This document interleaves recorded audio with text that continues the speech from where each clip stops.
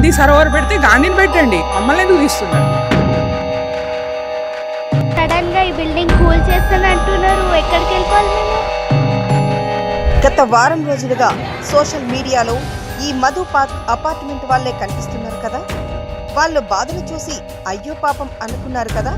నిజమే, వారిది నిజమైన బాధే. కానీ మీకు నిజం తెలుసా? వాళ్ళందరూ చెబుతున్నట్లు ఈ అపార్ట్మెంట్ను ప్రభుత్వం తీసుకునేది గాంధీ విగ్రహం కోసం కాదు. వాస్తవానికి గాంధీ విగ్రహానికి వేరే స్థలం ఉంది. కానీ బీఆర్ఎస్ పెయిడ్ మీడియా గాంధీ విగ్రహం కోసమని ఫేక్ ప్రచారం మొదలుపెట్టింది. వాళ్ళని రెచ్చగొడుతోంది. పేద ప్రజల పొట్టగొట్టి వాళ్ళ జీవితాన్ని గాంధీ స్టాచ్యూ పెట్టడానికి మీలాంటి ఇంతమందిని రోడ్డు మీదకి తీసుకెళ్లడం కరెక్టే అంటావా? ఈ అపార్ట్మెంట్లను బఫర్ జోన్కు 30 మీటర్ల దూరంలో కట్టాల్సి ఉంది.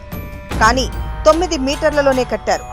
ఇప్పుడు వీరిని ప్రభుత్వం ఇక్కడి నుంచి తరలించకపోతే మూసీ నది ప్రక్షాళన తర్వాత అయినా లేదా భవిష్యత్తులో మూసీకి పెద్ద ఎత్తున వరదలు వచ్చినా వీరి అపార్ట్మెంట్లు మునిగిపోతాయి.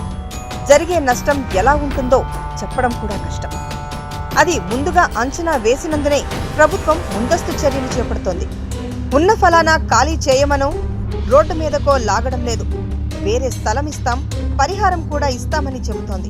అక్కడ ఉన్నటువంటి అపార్ట్మెంట్లు కూలిపోయేవారు కానీ అక్కడ ఉన్నటువంటి ఎవరికైనా నష్టం జరిగితే ప్రభుత్వం కాంపన్సేషన్ ఇస్తుంది. మొదటి దశ బాబుఘాట్ వరకే వస్తుంది. అక్కడ వరకు ఉన్నటువంటి ఇల్లు కానీ మిగతా వాళ్ళకి డిస్టర్బ్ అవుతే అందరూ కూడా సరైన న్యాయం చేస్తుంది ప్రభుత్వం. కానీ బీఆర్ఎస్ లీడర్లు చెప్పుడు మాటలు విని వీరు ప్రభుత్వ విజ్ఞప్తులను పట్టించుకోవడం లేదు. బలవంతంగా మెడ మీద కత్తి పెట్టి మీరు ఇల్లు ఖాళీ చేస్తారా, కూల్చమంటారా అని మాట్లాడుతున్నారు. రేపు వరదలు వచ్చి జరగదానికి జరిగితే అప్పుడు ప్రభుత్వాన్నే అంటారు కదా. హెచ్చరించలేదని, ముందస్తు జాగ్రత్తలు తీసుకోలేదని విమర్శిస్తారు కదా.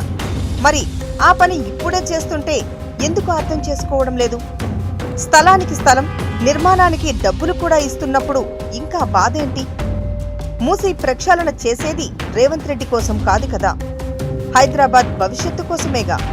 మీరు కూడా బ్యాక్గ్రౌండ్లో ఎమోషనల్ మ్యూజిక్ వేసిన వీడియోలు చూసి మోసపోవద్దు. మూసీ ప్రక్షాళన చేస్తేనే హైదరాబాద్కు భవిష్యత్తు ఉంటుంది.